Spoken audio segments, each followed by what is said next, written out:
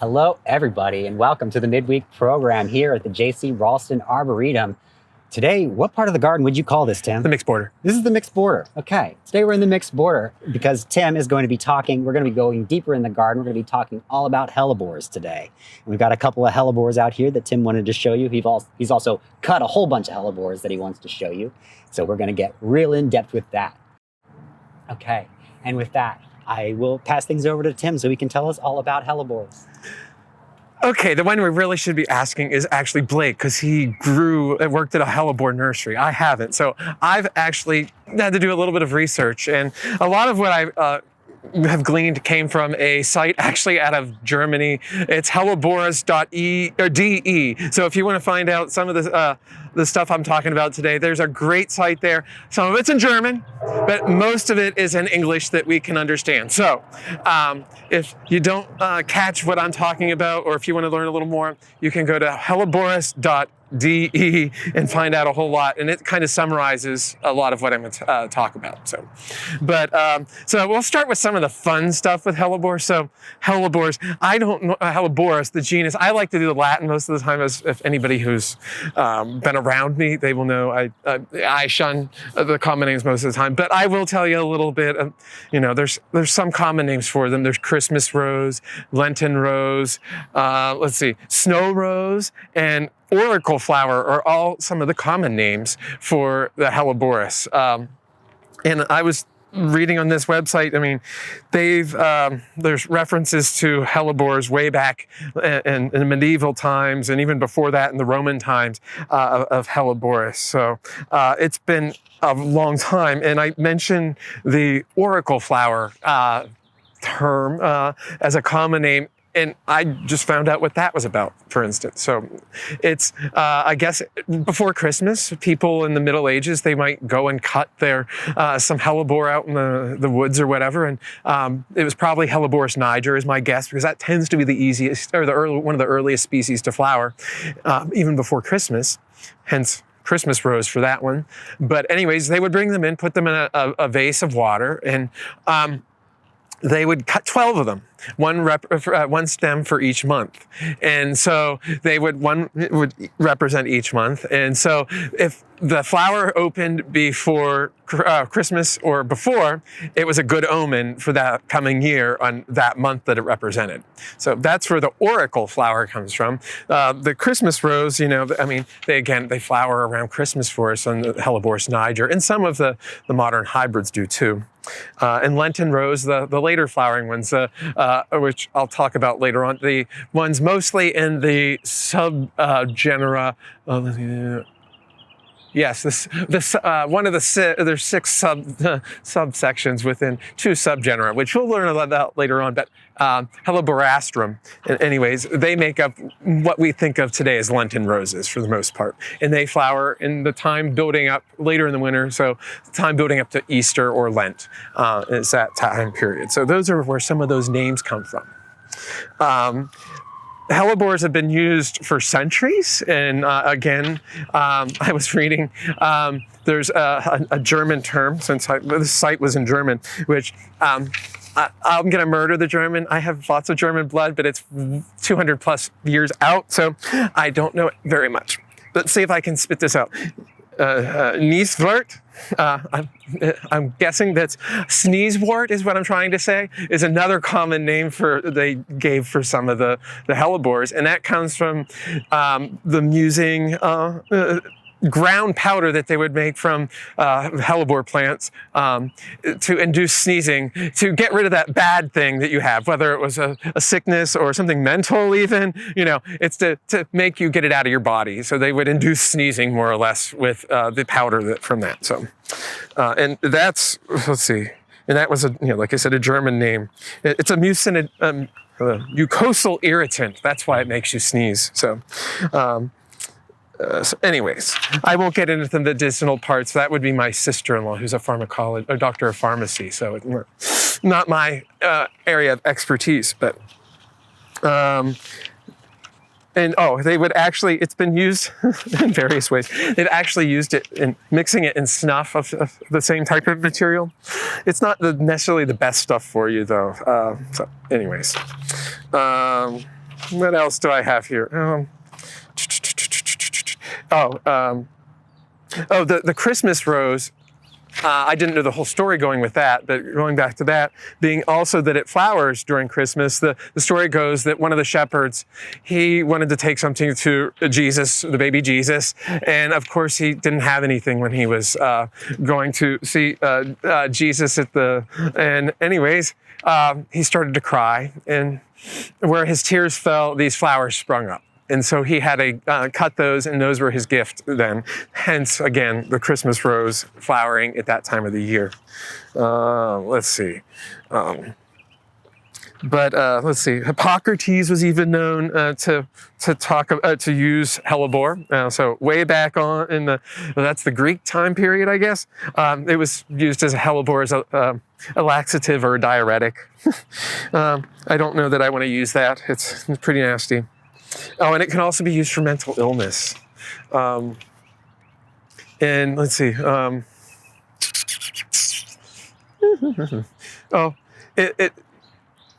Today they're saying Hellebores niger, actually, they do make a medicine out of it. And it's Helebrin, and it's actually used it's a cardiovascular or heart, it's used for cardiovascular problems, so with your heart. So they are nasty. They're very chemically reactive. So, and the second part of my fun stuff that I found on this website was kind of interesting. It's been used in poems and songs for a very long time. Most of them are in German. And I was showing that earlier about some of those, and I can't pronounce them again. It's even worse than my niece with the sneeze wort. But there is one that I know, and it's an English song, and so it's another Christmas song. And most of these were Christmas songs. And the one. I've sung it, and let's see if I can do this. And you may be familiar. Lo, how a rose ere blooming. So this will be my debut singing on here. So it's going to be beautiful too. Yeah. Lo, how a rose ere blooming from tender stems have sprung. Of Jesse's lineage coming, as men of old has sung. That's just a tiny piece of that song, and hopefully I didn't mutilate it too much. So I do sing in my church's choir, as our videographer Lise can tell you, since she goes to my church as well. So she sees me up there from time to time. But there's a bunch of several other songs that the Germans have, and I don't know if, let's see, I'll see if I can murder these, and I'll give you the translation of what I theoretically am trying to say. Dies wies, Weihnachtsrose, I don't know. The White Christmas Rose is one. Let's see. Dies Christros hebt ihr wies hebt. The Christmas rose raises its white plate, or pate, I should say, not plate, pate. And then this one, it's the longest title, and it's the shortest translation. I find very ironic, but Es brunt is in Rose zur Weihnachtsdienst. I'm not sure how, I didn't say that at all, but it's more or less Silent Night at the end, and the bloom, rose bloom, a Christmas, or Silent Night. So it's Christmas Rose is what that super long title translates to, apparently. And they do have the words to each of these songs and poems, but again, you don't want me to even try to say those to German. So we'll get down to the part that I know a little more about, and I really like, is the taxonomy and just the plants themselves. So I don't know, I'm hoping most of you are growing some hellebores. For us here in Raleigh, we're in, I'd say, late in the season for them. They'll go on for about another month for us here, but some of them have been flowering since November. So this is late for us for hellebores. So I had to scrounge the garden for some of them, but I'll tell you a little bit more about the genus of Hellebores and a little bit about their history and where they're from, and where modern hybrids are going and are currently and maybe going a little more. So Hellebores, the genus, is in the Ranunculaceae. So that's the buttercup family. So that includes things like clematis, aquilegia, which there's actually some back in here, and there's one over in that direction flowering, and delphinium, larkspur, ranunculus itself, anemones. Those are all in this same family. So, and you may see that and recognize that if you look at the flowers. They don't have petals, actually. What you're seeing on these are actually sepals or bracts. They're modified leaves more than anything else that are colored most of the time, whether from green to white to pinks to reds, almost black on some of them, and even yellows. And I think there's even some orange ones now that I've seen coming in the future from a breeder I know. But anyways, so those colors, being that they're not on a petal, they last for literally for months. If looking back here, you'll actually see these these flowers are spent on most of these. There are actually some of them are in seed.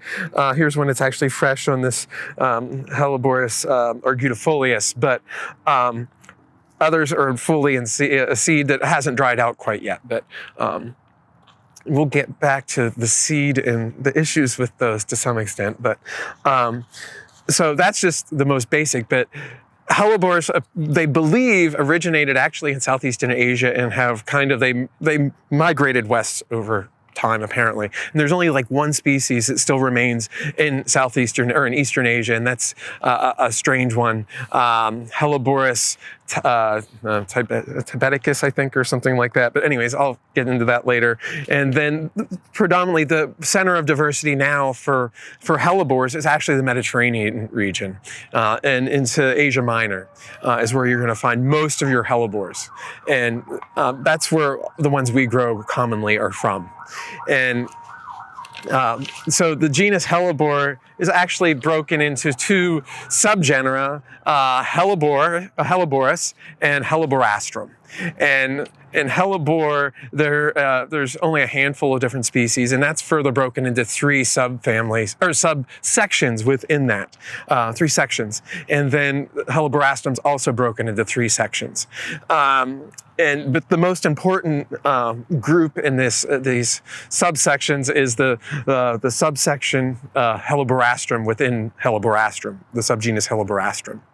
And that's where we get our Lenten roses from, the ones that everybody has in their yard nowadays that come in all different colors, and they like to self-sow a lot, typically, and I'll get into that a little bit later on. And then there's the other ones, which the most common species in that side is the Christmas rose, or which is Hellebores niger, which is in the subgenus Hellebores in the section Hellebores. So then there's a couple other sections which are a little bit less important, I hate to say it, but I'll talk a little bit about some of them maybe, and I'll mention some of the stuff, but those are the two most important sections at this point, the Hellebores subsection Hellebores and the Helleborastrum subsection Helleborastrum. In subsection Helleborastrum, there's about plus or minus a dozen different species that have been recognized. And that is where our complex of what are now being called Hellebores hybrids come from, or hybridus, I should say, ex hybridus. And they are complex hybrids of these very closely related species. And we get all those colors, those greens, whites, pinks, purples, red, darker, almost red, burgundy reds. That's where most of those colors come from. And if you're growing those, the Lenten roses, you probably get lots of seedlings. The offspring in that of the hybrids from that group are very fertile. And I have a few species here I have in the garden that are from that section. So I'll show you a few of them. These are late in the season, so the colors aren't necessarily the best, but this is one. This is Hellebores atrorubens, which is one of the ones where the darker colors tend to come from pretty often. But there's a lot of variation, even within individual species. They'll range from green to dark colors that might almost be a black or a dark purple, and they've gotten some black colors. But this tends to be a little bit more diminutive than some of our other species, and this is one that has persisted in the garden.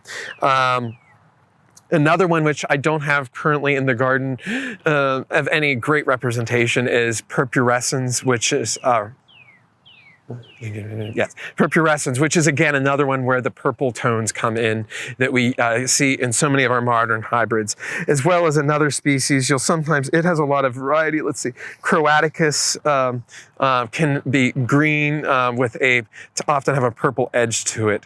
And this is, again, it's a smaller flowered species, which I actually find these a little bit more dainty. They aren't as gaudy as some of the modern hybrids. The flowers are a lot smaller, but this one here, these are past, but they did have a little bit of burgundy to the edge, and some selections are gonna have better color than others. It just depends a lot. This is a species, it's not the hybrids that we have been selected for specific colors. It's just how nature has selected them. So these all occur most of them are occurring like in Bosnia, Herzegovina area, Greece, Italy. They're all congregated in that. They have fairly distinct areas that they grow, but they kind of overlap and mesh together. So you get some things that are intermediates and stuff sometimes. But one that we have in the garden, I really like. It's a plain green flowered one. And if anybody was with, did the tour, I think I did in February, our monthly tour, I actually had this one and showed it. And at that time, this is Hellebores, let's see if I can get it out, Liguricus, and it's actually very fragrant. I don't think of Hellebores as being pleasantly fragrant anyways. There's some that actually downright stink. Greg was in the building where I had all this stuff cut this morning, and he says, "What stinks?" And I said, "It's some of the Hellebores." So it happened at that point. It was we think they are grudifolius and externii that I had cut. But anyways, they don't always smell pleasant. But this one smells fresh and it's sweet. It's a lemony fragrance to me. So that's one I like. And this is one I haven't ever noticed the exact fragrance on this one, but this is, I believe, yes, I picked up one. This is Odoratus, which is another one. It's a bit larger growing too. Oh, the nice thing about Liguricus is it holds its flowers really far above the foliage. Many of our modern hybrids don't do that real well, which is ironic. So this one actually holds it above the foliage, which is real good. Odoratus is a bigger, beefier plant, has a little bit bigger flower, and I haven't gotten to smell our selection. I don't know if ours is a good fragrant one or not, but our Liguricus is. This one reminds me more of just a green hybridus, which you're more familiar with. Let's see, who else do I have here? Oh, a more dainty one is Viridis, which is again a green one. And this is one that goes totally deciduous. Some of the Hellebores will hold their leaves even if they, through the winter, they don't go totally dormant. And those ones, they don't die down in late summer. This one will. So you just have to cut off the old foliage regardless, and you have the nice new shoots coming up through. The others, you sometimes have to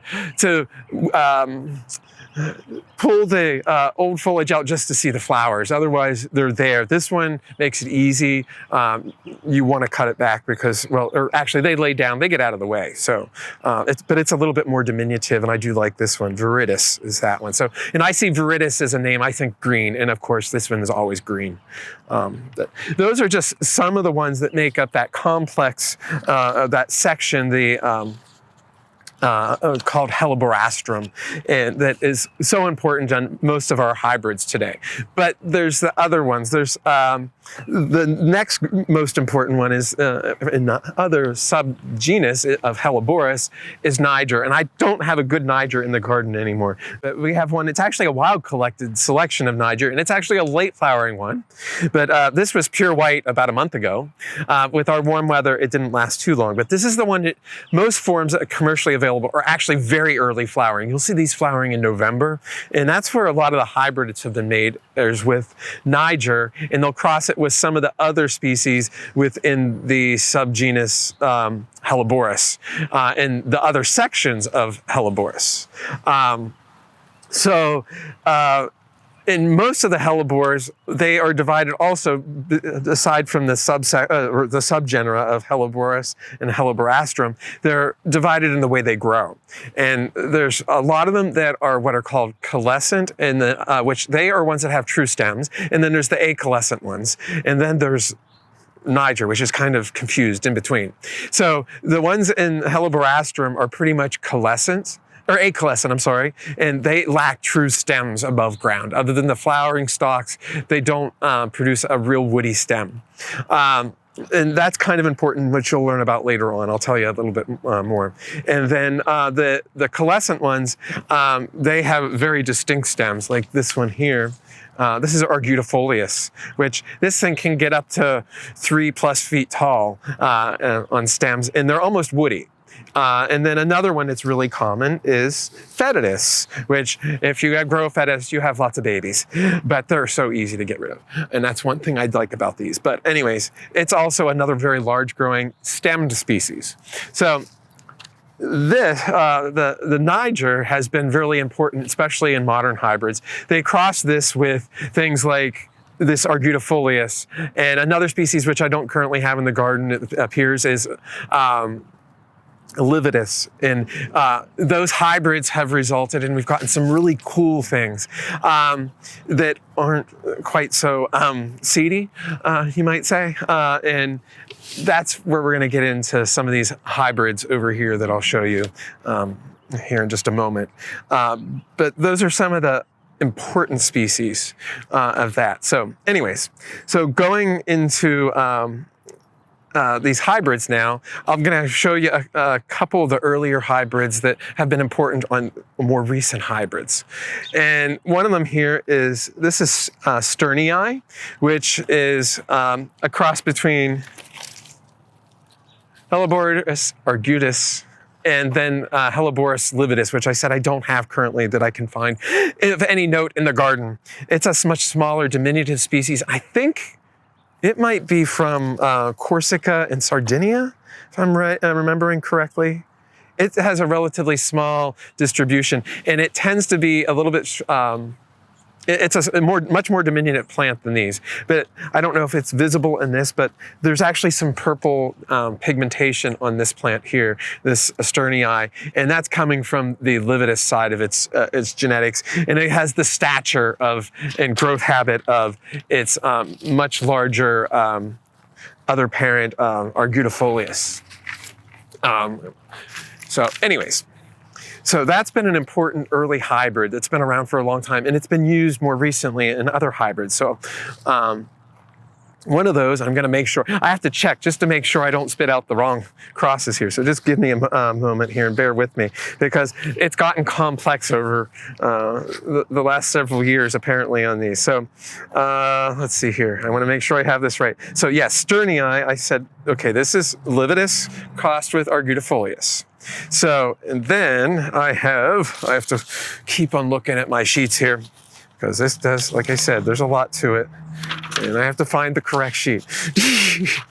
Here we go. I have one that's a little bit easier to read. So you crossed, let's see, lividus again, which I don't have, with Niger is another hybrid that's been important, and you get Eric Smithii. Oh wait, I take that back, I'm sorry. You get Billardiers, which are right here. So Billardiers are a lividus again, so it's crossing with the Niger, which is the Christmas rose. And I actually have three different selections of Billardier right in here, and I'll have to look at them here a little bit, but these are actually becoming available. They tend to be nice compact plants.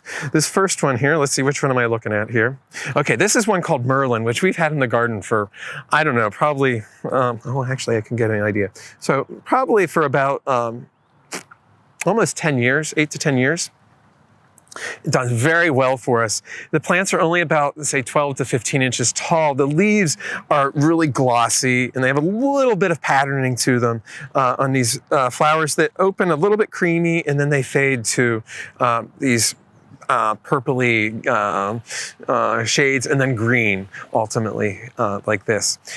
These are really good, and then I'll tell you a little bit later on why, but this is another one, which was actually from our friends at Pine Knots. The original plant came from them. This is one called Hellebores Boulardier Raulston Remembered. And this was in our winter garden for years. And they took note of it. They actually planted it in our old winter garden and took note of it for several years. And they decided this is actually a fairly superior plant. It's one from their crosses that they had made. And it has actually fairly good color. It comes out almost white with just a pink blush. And it fades then not as dark as, by any means, as dark as the Merlin, which is that first one I showed you. But anyways, it's been, again, a great plant. We have this in our lath house. The part of the original plant is there again. They took it away and tissue cultured it and got it into production. And then they're getting it into production again, as it's been out of production for a few years. But this is one, it's close to our heart here at the Arboretum as a result of its origins here. So, but that's a really good Boulardier. And another one here, I have to look at this one. Oh, there's a whole bunch of them. This is just one called Spring Party that we had, and it's pretty green to me because this is a fresh flower here. It's kind of whitish green. It's okay. But again, these all have fairly compact plants. This is about as tall as they get too. So I cut them pretty much at the ground level where I cut these. So that gives you an idea. So this is Boulardier, which later on I'll do some more reference to that. So now I'm going to go to the Eric Smithii, and I have to get, okay, so I only brought myself one Eric Smithii today, but I have a couple in the garden. So this is one, this is one called Hellebores Eric Smithii Pirouette. And this is actually, the Eric Smithii are hybrids between Sternii, so this one, and Niger again, so the Christmas rose. So this, I think it's the color's coming from the lividus in the Sternii, and it gets great, great plants. The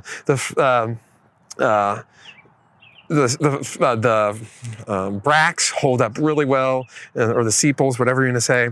The foliage, again, it's dark. It's very similar to the Boulardier, also in stature to the Boulardier. It doesn't take after the argutifolius in it and being this enormous tall thing. These tend to be really compact plants, and again, really good in our landscape, and we're liking these.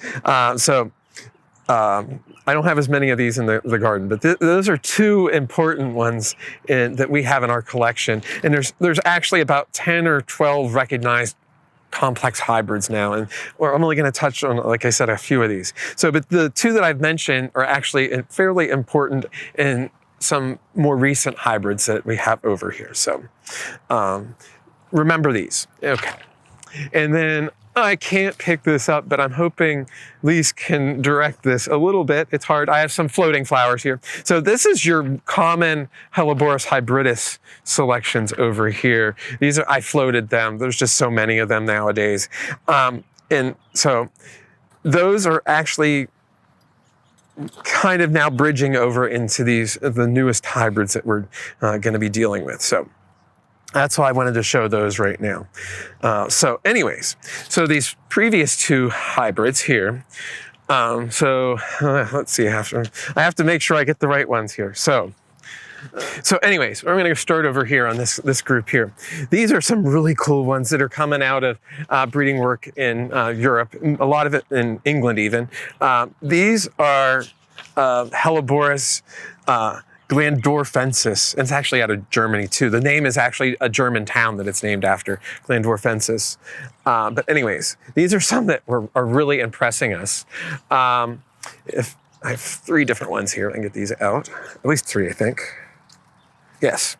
So anyways, these Glandorfensis are hybrids between Eric Smithii, so this one here, and the hybridus. So probably 30 years ago, that was thought of as, I don't think you can accomplish that, but they've been able to do this now. And they're getting some really cool hybrids out of these. And the nice thing about these is, I said, these are super fertile and you get seeds everywhere. And but they tend to flower a bit later. They're really vigorous plants. So what you're getting here are some really vigorous plants. They're having some wonderful flowers and foliage, both, which you'll see on some of these, as well as they're sterile or nearly sterile, so they don't come up everywhere. And they're long-lived. And that's another thing. Going back to these coalescent species, these tall, upright ones like Sternii and Argutifolius and Fetidus, the life expectancy on those is typically maybe 3 to 5 years.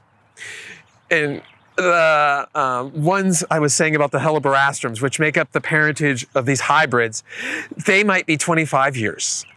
So they're super long-lived, but whenever you make buku babies, every year things kind of get a little bit complicated and you can lose your original plant, even though it might still be in there hiding. You might not be able to find it again just through all their kids who aren't exactly them. And they outcross. So they're kind of problematic on their own side because they are super fertile, and these you don't have that problem with. These are long-lived plants. I'm not going to say they're 25 years. We haven't had any that long, but we've had some, like I said, over 10 years in the garden with no problem on some of these complex hybrids. And these should have that same type of longevity to them, with the benefit that they're not going to seed out everywhere. So some of the ones I have right here of these Arboretum are, this is one, a catchy name. I'll tell you the real name, and I didn't even tell you the real name of a couple of those earlier. This is EPB 30. That's its real name. But its trade name, you'll find it under probably its Frost Kiss, Dana's Dulcet. Which this whole series, this Frost Kiss series, has wonderful foliage. In the spring, they have mottling on the foliage. It can be kind of this creamy green or even a pink tones in there, going with the flowers, which are often pink or red. And there are probably some white selections of these as well. We don't have that many of them in the garden yet, but we have a handful of them. And we're really liking these. The foliage tends to be a little bit sparse. I will say that at this point. They take longer to build up, which is not a bad thing. They're long-lived plants. Just plant them and plan for that they're not gonna be full the first year. So, but, or two for that matter. But the foliage is great. It does green out during the summer. Another one from this group, I actually have 4 of these. I have, let's see, this is, I'll tell you again its real name, Hellebores. This is ABCRD01. Catchy, isn't it? This one's better known as Penny's Pink, which is another of these Arboretum ones. And again, great foliage. The flowers on these are held above the foliage, which is great. And look at the height on these versus these. This is the other thing. You've got another 3 to 4 inches on them versus that Eric Smithii, and we have almost 4 to 6 inches on some of these smaller Billardiers. So they're getting some really good size to these, and they're making great landscape plants. You can mix them and match them that way too. A couple more from the same series. And oh, I forgot that's also in that Frost Kiss series too, Penny's Pink. But this is Hellebores ABC RD 02 instead of 01, which was the previous one. Frost Kiss Anna's Red, which is one of the ones we've had longest in the garden of this. This one has a little less cream and a little bit more of a minty green marbling to it. And actually, when they first come up in the spring, it actually even has some more red to pink tones to it, which is really great on these. And these will be 15 inches tall, easy sometimes on these, which is nice. And another one in this same Arboretum group is EPB 29, Frost Kiss Dorothy's Dawn. And again, this one, they're all what I call antique shades, and that's I think it comes from that lividus background, but they are getting some of the colors from the hybridus as well. But the foliage is a little bigger, but you get these bold plants that are great as far as I'm concerned in our landscapes. So the next group, let's see, these were the Arboretum. Let's see if I can get my next one here. So, are the Glandorfensis. or Glandorfensis, I should spit. Got an extra syllable in there. Don't need to add that there. These I'm also really liking. We've had these, some of these a shorter time than we've had these. Super vigorous. But they are crosses between the Eric Smithii and the hybrids. So again, these were something they thought not possible probably 30 years ago, but they've been able to, they've figured out how to do it now. And these are some of the favorites that we have in the garden right now. And these have been some of the longest blooming ones. With that Niger in their background, they're early flowering, and with that so far of crosses, they're nearly sterile. The leaves on these are really big. They're much like the hybridus type leaves. The plants are bigger than hybridus. Super good bloomers. So I have three different ones here, and the bees are trying to pollinate these as I'm holding them. So I might have to run here, but these were actually causing us some problem the other day. So anyways, we're gonna start right here. So this one here, which there's some fairly fresh flowers here. This is Hellebores Glandorfensis COSEH 5000, better known as Ice and Roses Picati, which this is one that's a little bit older than another one here that we'll have, but we really like this one. Again, great big. These started flowering in December for us, so it's done very well. So the next one here is actually an improvement on that, is what I was reading. And this was giving us some name issues because the names are getting a little bit muddy on these, the real names, not the trade names. But anyways, we got it figured out. This is Hellebores Glandorfensis COSEH 5100 instead of 5000. And so this is Ice and Roses dark Picati versus Picati. So this started flowering the end of November, and I've been really impressed with these. These have been, we've had them only in the ground for about 3 years, I think, and the plants have really built up already. So both of these, really loving these. And then the last one in this group is COSHE, or SEH, I should say. I keep on getting that when I'm doing SH, but anyways, 4510. So, and this is Ice and Roses white. It's a little bit of a muddy white to me. I'm not worried about that too much. It does have a little bit, as it ages, it does take on a little bit of a pink tint, but it's not a pure white like some of the hybridus are, but still, great vigor, and we don't have to worry about those pesky seedlings everywhere that kind of muddy your plants over time, or you might lose your original plant due to shading from all the babies. The parents sacrifice themselves sometimes. So anyways, so those are some of the modern hybrids. There's a bunch of other ones that we don't have in the garden, which are even crazier now. There's some that they're with a species which I mentioned earlier. Let's see, Niger crossed with Tibetanus, which is a species which I don't think will probably do very well in this area. Anyways, I don't know if the hybrid might though. You never know. And then that's Belcheri is the name for that hybrid. And then there's these other new hybrids, Limonariae and Lempurii, which I can't see what the difference between those are. They are both listing them as Niger crossed with hybridus or Niger crossed with orientalis, but much of the other, a lot of people call hybridus orientalis, and that's what also could be one of the parent species of the hybridus. So I don't know what is the true name, and but we're seeing some of those. But those, again, were not thought of as being feasible crosses not that long ago.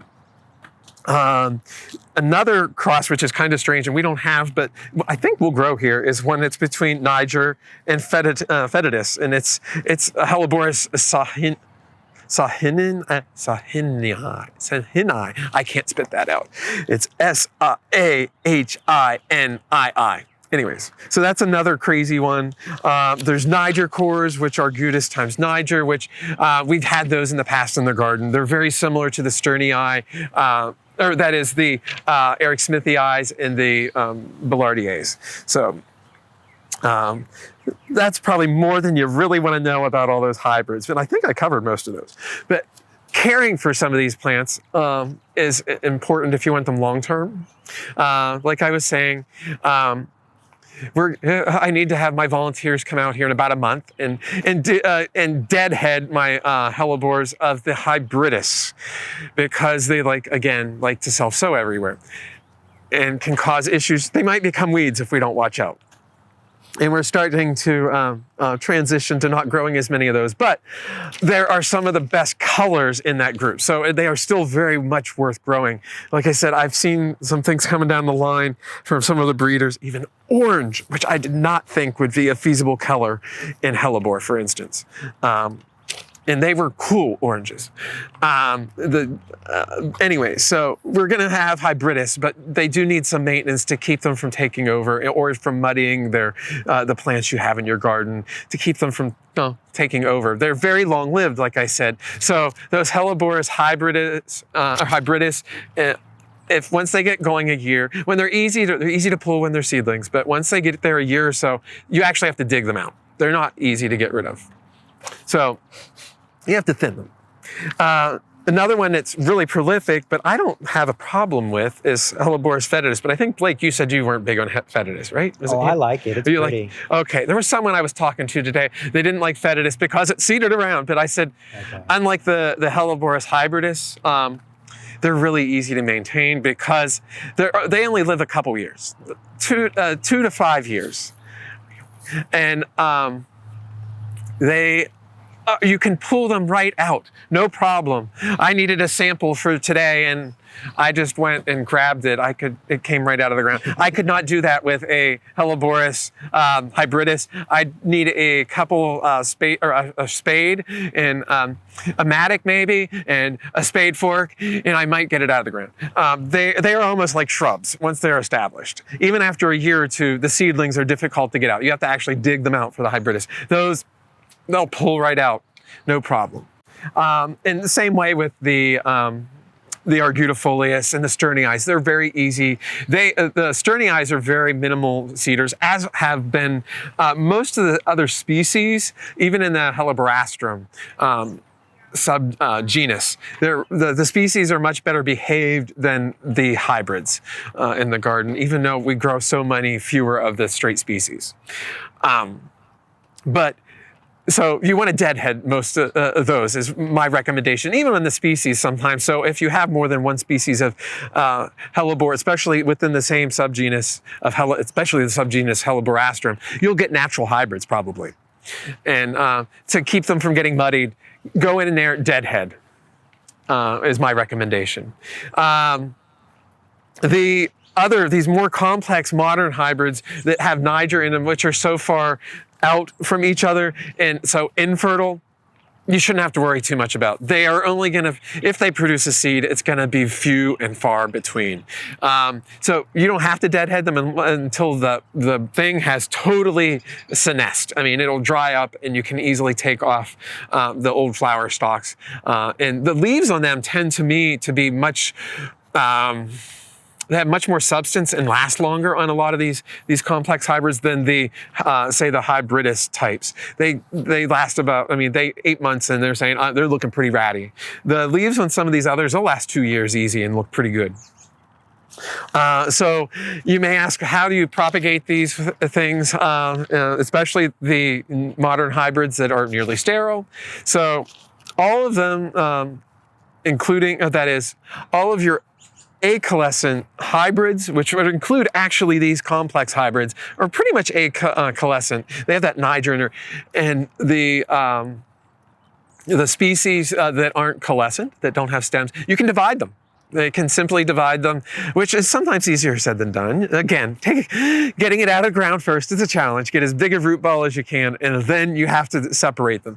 They can be divided to make more of them.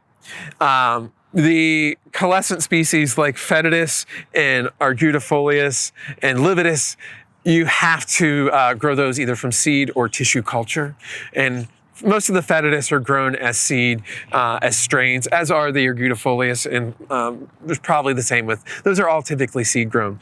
Commercially, they are growing them as a tissue culture nowadays on some of these. I don't know if on those species, but all of the modern hybrids are typically grown commercially anyways through tissue culture. That's how they make millions of them now, that they can be spread all over the world. And I would just buy one of those. They'll stay where they're put, and you can let it grow a few years, and you can try dividing it if you want, if you really like that selection. They will last for years too, so they perpetuate themselves that way.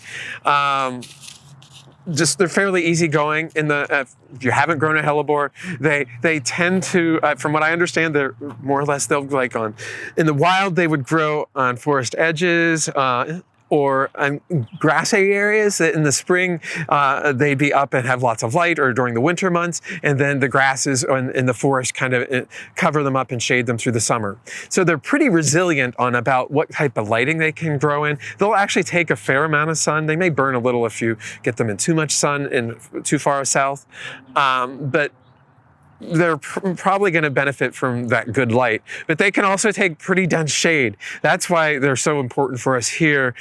They're great shade plants. They'll take dry shade. They may go flat in the hottest, driest weather we have during the winter months. The summer months, I should say, and perk right back up after the next rain we have. And they are unfazed by that. So they're pretty adapted to us, especially here in the Southeast. There's a fly keeping attacking my arm. So anyways, they're pretty easygoing, as long as the only thing you don't want to do probably is put them someplace wet with bad drainage. They want good drainage for the most part. Average to good soil is not going to hurt them. So pretty easygoing plants. And most people, we always get the question, what do deer eat them, and rabbits eat them, and voles eat them? And in my experience, no. I almost had to get a laugh. I was on Facebook the other day, and a former classmate of mine from college had posted a picture of her hellebore that she put in a cage around. And I said, why'd you do that? The rabbit's not going to eat it. Put it around something else. Anyways, they're pretty self-sufficient once they're established. They don't want to be babied. The cleaning up of the foliage in the fall is about the only thing you really need to do them if you want to, or late fall, early winter, if you want to maybe make the flowers a little bit more visible. They sometimes can get hidden in the existing foliage. I don't know. I think that's about all I can think of to talk about on these right now. Sure. Is there anything you can think I'm missing? Not specifically. There are a few. And if we have any questions. Yeah, we got questions. People would like a little bit a little bit specific about transplanting and dividing, maybe some tips for that. Okay, so time of the year, and I learned this from Dick Taylor. He recommends late fall, or early spring. And your hellebores are most active during the cool seasons of the year. So if you divide them in midsummer, they're just going to sit there, and if you water them too much, they might rot away. So you could do it in the summer, but you're a little more risky. They come into active growth, like I said, in the fall, and they're active till late spring, and then they go to sleep. So you want to transplant them during that time period. You could do it any time during the winter, but the ideal times, again, fall and spring, or early spring. And if for the hybridus, it's like I was reading, they just said, get a sturdy shovel, dig the thing out, and get 2 spades and push it in and divide the clump that way. That was the way they suggested for dividing them. So, and that was from a hellebore grower. So, cool. Any other? Yeah, somebody would like some tips on propagating hellebores from seed. Okay, I'm not the greatest at this, but if you can get fresh seed anyways, it tends to germinate readily. I'm not sure if it even when it's fresh, you might be able to tell me more, does it have to have a stratification or not? I've read that the seeds need a period of warm stratification followed by a period of cold stratification, and then they'll germinate. Okay, so Blake we've also in experience sowed out seeds without the warm stratification, and they just come up. Was that with really fresh seed though? Yes. Okay, really yeah. So if the fresh seed, you might get away with not doing the stratification. But that's like, say you go out and pick it and sow it immediately. But if it's been stored to any extent, if you've ordered it online, you're going to have to stratify it. That is, give it a warm, cold, warm regime to get it to come out of dormancy. Sure. And the way we did it at Pine Knot was when the seeds ripened in May, we would harvest the seeds when they were ripe and we would sow them out in flats immediately. Yeah. And then we have the flats just there in the greenhouse all year long getting the warm stratification. And so you just water the flats when they dry out and then they're not going to do anything until the following February or whatever. But then in February they do. They just all come up? Yeah. Yeah. I was just thinking, I had something in my head just a moment ago and I've lost it. Oh, geez. Oh, darn. Well, okay. There was a question. Somebody said that they get a lot of aphids on their hellebores. Do you have any tips for? I don't have any issues with that in the garden, but aphids, so you could just, a hard spray of water. I mean, is this out in the garden or is this inside or like cutting them? I could see them on cuts and stuff. In cooler climates, in gardens in Pennsylvania, I've seen hellebores just absolutely covered in aphids. I haven't had a problem with them in the garden here. So, yeah. But I mean, I would use a hose if it's a warm enough time and a hard spray. The plants on the hellebores are pretty resilient. They're leathery. You could give it a pretty hard washing off. That will get rid of a lot of it. If you really feel you need to, I hate to say it, you could do a horticultural soap, more or less, which would be, you can find recipes, but it's just a little bit of dish soap and oil, vegetable oil, in water in a certain proportion, and that's good for aphids on almost anything. So I won't say to use any hard chemicals on that. There shouldn't be. Aphids typically are there and gone fairly quickly. So sure. Okay. Somebody said that hellebores are supposedly shade plants, but they've had a couple that self-sowed themselves into full sun that they're doing fine. They're asking if some of the fancier ones do okay in full sun. I mean, I would think they should do fine. I mean, if you're far enough south, they might not like the hottest, worst weather. And our climate, we can get away with it. But yeah, if that plant wants to grow in the sun, they will. Yeah. And like I said, they're kind of edge plants in the wild, from what I understand. So, and some species actually do grow in open areas. There's some species that grow in the mountains that it's ones we can't grow. Vesicaria, which I think it comes in very exposed areas. Most of the ones we're growing again from the Baltic countries and stuff in the Mediterranean, those are edge plants on the edge of the forest or going into grasslands. So they actually do get some sun. Sure, yeah, and we've noticed that the interspecific hybrids can take a little bit more sun than just the HX hybridus. The foliage, I mean, I don't think it'll hurt them. The regular ones, it's just they might not look as pretty through the summer months if they get the excess sun on them. I don't think it'll hurt them though. Yeah, and somebody did ask a question about pruning, but you already talked about it's just cutting off the old foliage. I know some people who just do one big cutting and cut everything, whether there's new leaves or not coming up. And I have sometimes we'll go through and we'll cut off all the oldest foliage. Yeah. It's kind of a preferential thing, or you can leave them for several years, and it's not going to necessarily hurt them. However you want to do it, they're pretty resilient plants once they're established. Things like Fetidus and Argutifolius, they have more or less a biennial cycle. So actually, let me see here. I cut on this sternii. So this is the new flesh coming up, which will flower next year on our plants. And then this is the current seasons which flowered. This will die. So you're just going to cut off the flower stalks on your sternii and your Argutifolius and your lividus, and the new growth will come up through whenever they're done. I mean, this will not do anything ever again, but this will be the new growth will come up from the base. So they're pretty self-explanatory on what to do on those. They're a little bit different than the hybridas that have they don't have a distinct rosette or stem. Sure. Okay. Well, there are a lot of questions here. So do you want to? Okay, people are concerned about like the weediness, the seediness of That's it. why I say you may want to start, if you're getting into Hellebores now, I would go for some of these really complex hybrids. Sure. They're lower maintenance and that you don't have to worry about that weediness. That's kind of what I was kind of going at. The hybrids, they're great. They're great pass-along plants, but they make babies. Yeah. And you have to control them. Yeah, and that's not so hard. Like No. as soon as they If set you get seeds, them- you just cut them off. And you Either won't that or have you seeds. come in early in the spring and get rid of all the seedlings just as they're germinating. Sure. They're easy enough to get away then, but like once they're established, then you have to actually dig them out. Yeah, and you can pull them out of the ground as soon as they have the two little cotyledons, the two little seed leaves come up. As soon as those come up, you can pull them out and transplant them. You can move them about in your garden. You can pot them up, grow them out, give them to Put them in your the friends. compost pile.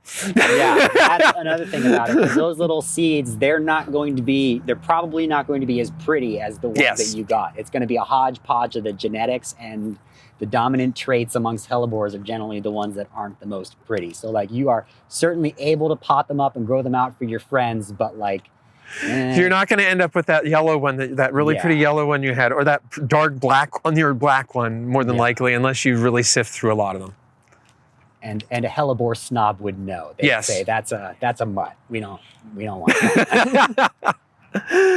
Okay. Somebody said about Hellebores fetidus, Mhm. is it deer and rabbit repellent? Not just I don't know. I've never heard anything about that. I don't know. Helen, If it is, that would be wonderful. But I have lots of rabbits in the garden. I don't have to test for deer, but a way of testing for them. But I don't know if they. I haven't paid attention to see if they haven't eaten the things around the fetidus. Sure. But they eat everything else throughout the garden. They're not Sure. picky, but they don't touch the Hellebores. That's all I know. You could try that. They do stink a little when you bruise them. So I don't know if that'll discourage the rabbits or not. But who knows? Okay. But they could also act as a nice thicket to hide in.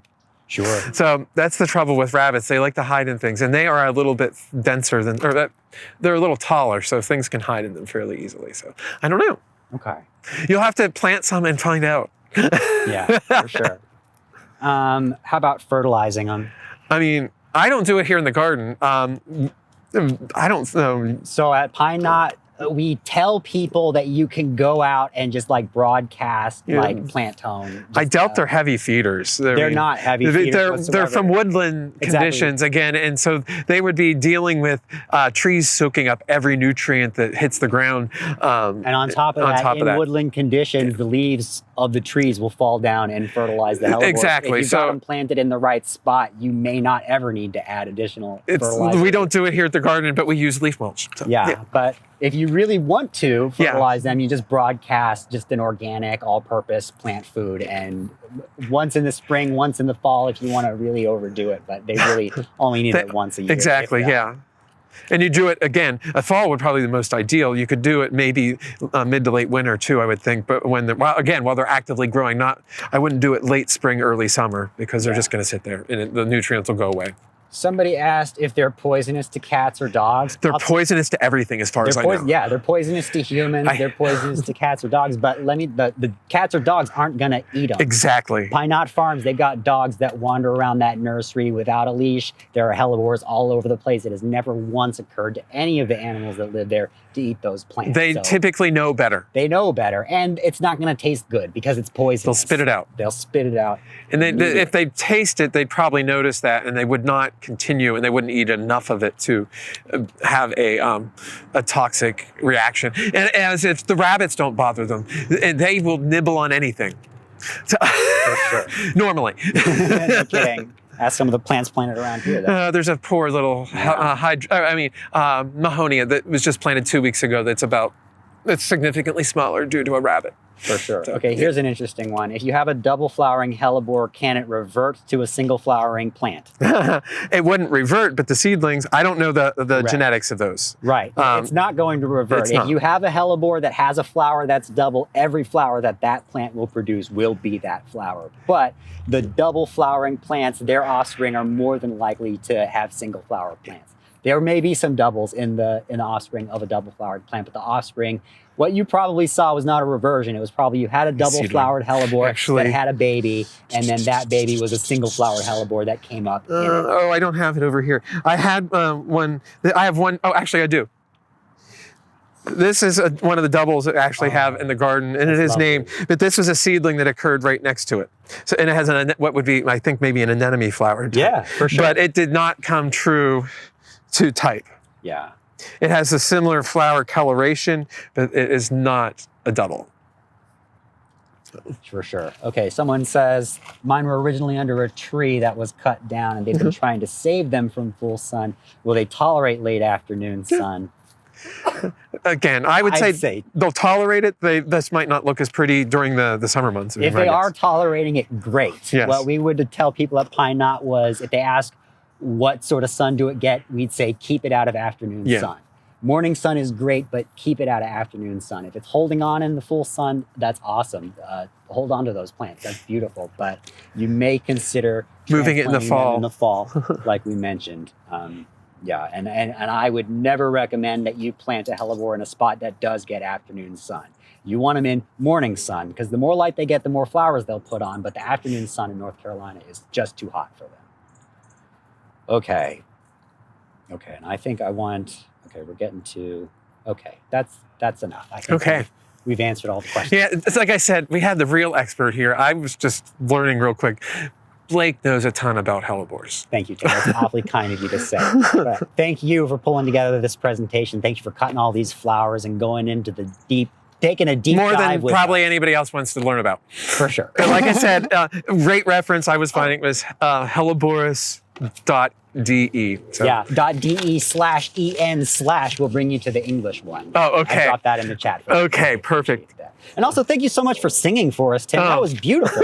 That was amazing. You didn't have to do that, but it definitely added a certain je ne sais quoi to this presentation. Like I said, that had to compensate for my German. There you go. And it made up for the German. Absolutely. We're all so pleased that you did that. So, okay. And thank you, everybody, for tuning in for us to this one. Thank you all so much for your questions and your comments. We really appreciate them. We hope you will join us next week for the midweek program. We'll be here. Remember, we'll be here all day for the Day of Giving from 10 to 6. But you can, of course, join us at 3 o'clock for our garden conversations with Tony Avon. So we'll see you then. Y'all take care.